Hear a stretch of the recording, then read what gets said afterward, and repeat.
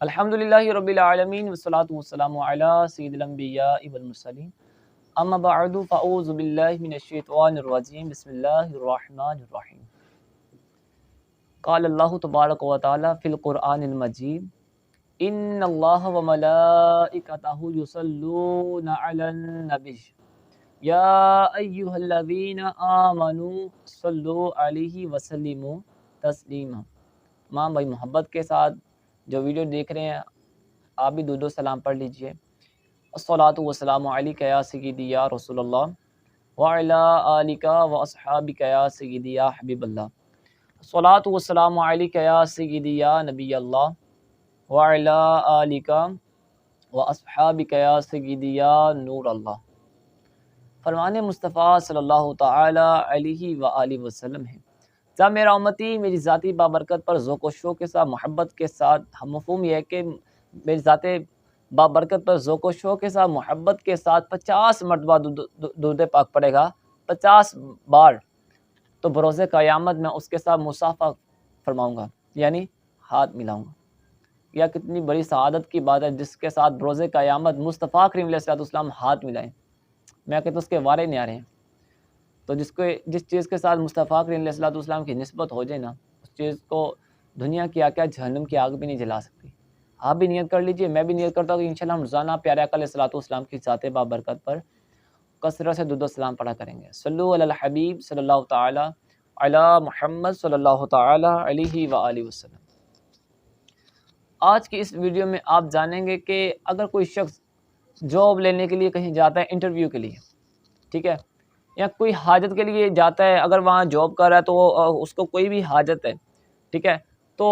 وہ اگر اب کسی افسر کے پاس یا کسی حاکم کے پاس جاتا ہے تو وہ چاہتا ہے کہ میرا کام بآسانی حل ہو جائے، بآسانی حل ہو جائے، تو وہ اپنے اس معاملات کو حل کرنے کے لیے، آسانی کے لیے اس وظیفے جو بھی بتانے والا ہوں، اگر اس وظیفے پر عمل کرے گا نا تو اس وظائف کی برکت سے حاکم اس پر مہربان ہو جائے گا، جو افسر ہے وہ اس پر مہربان ہو جائے گا، اور وہ جو اس کی حاجت انشاءاللہ وہ پوری ہو جائے گی۔ ہر ویڈیو میں آپ کو یہ بار بار یہی کہتا ہوں کہ اگر آپ اس وظیفے کو شروع کرنا چاہتے ہیں نا تو اس شروع کرنے سے پہلے آپ کو اول وقت درود و سلام لازمی پڑھنا ہوگا۔ درود و سلام کی برکت سے انشاءاللہ یہ آپ کو اس کی جو وظیفے کی فیض و برکات ہے نا تو انشاءاللہ آپ کو اور ظاہر ہوں گی، زیادہ نفع ہوگا۔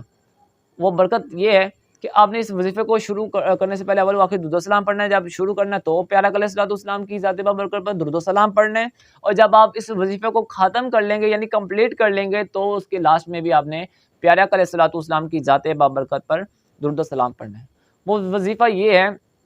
یا عزیزو، یا عزیزو، آپ نے اس کو 41 بار پڑھنا ہے، 41 بار، یا عزیزو، ٹھیک ہے، عین زا یا زا، ٹھیک ہے، اس میں زا سٹی والا ہے، ٹھیک ہے، یا عزیزو۔ یہ بات یاد رکھیے، جتنے بھی میں وظائف بیان کرتا ہوں اس میں آپ کا تلفظ درست ہونا ضروری ہے، اس لیے میں آپ کو یہ الفاظ، یہ حروف ہیں بتا دیتا ہوں تاکہ آپ کی مسٹیک نہ ہو۔ یہ نہ ہو کہ آپ کہیں ہم نے تو کاش صاحب بہت ہی کوشش کی تھی، بڑی محنت کی تھی، پورے ہم نے اس کو 40 دن یعنی جو اس کا ایک ٹائم تھا اس کے مطابق پڑھا، 40 دن پڑھا، ہمیں کوئی اس کا کیا کہتے ہیں رزلٹ نظر نہیں آیا۔ دیکھیں، ہر وظیفے کو جو بھی شروع کرنا ہے اس سے پہلے اس کی الفاظ کی ادائیگی درست ہونا ضروری ہے۔ اگر آپ صحیح پڑھیں گے صحیح معنوں میں، تاکہ اس کے الفاظ جو آپ حروف ادا کریں اس میں رد و بدل نہیں ہے تو پھر آپ کو اس کا فائدہ ہوگا۔ اگر رد و بدل ہے الفاظ میں، حروف میں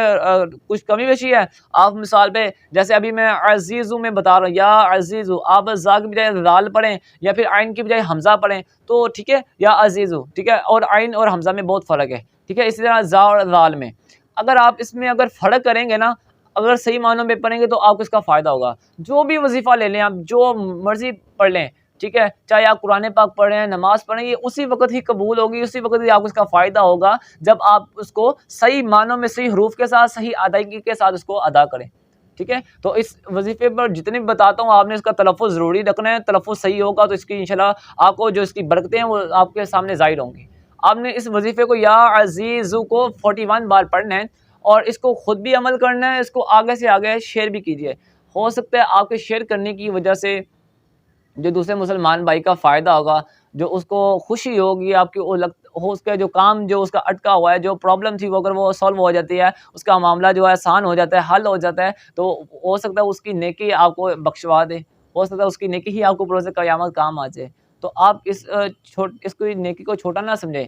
ٹھیک ہے. اس کو زیادہ سے زیادہ آگے شیئر کیجیے گا. اگر جو بھائی میرے چینل پر نئے آئے ہیں, بیل آئیکن کو کلک کیجیے گا, سبسکرائب کیجیے گا, اور اس کو زیادہ سے زیادہ آگے شیئر کیجیے گا. صلو علی الحبیب صلی اللہ تعالی علی محمد صلی اللہ تعالی علیہ وآلہ وسلم.